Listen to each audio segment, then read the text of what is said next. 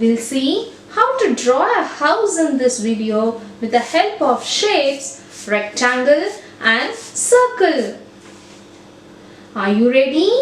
Come on, let's start.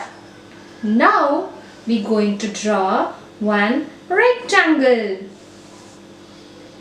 Now we're going to draw another rectangle on top of this as a roof. So now we got the structure of the house, isn't it? Now we're going to draw steps for the house. Now we're going to draw door for the house with the help of shape rectangle again.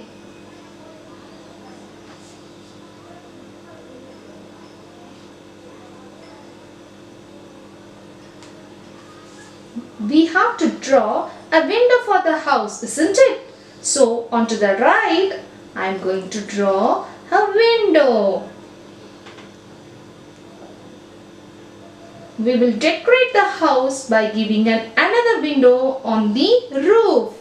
Here I am going to draw a circle. Onto the left and right of the house, I am going to draw some green grass to make it more green and beautiful.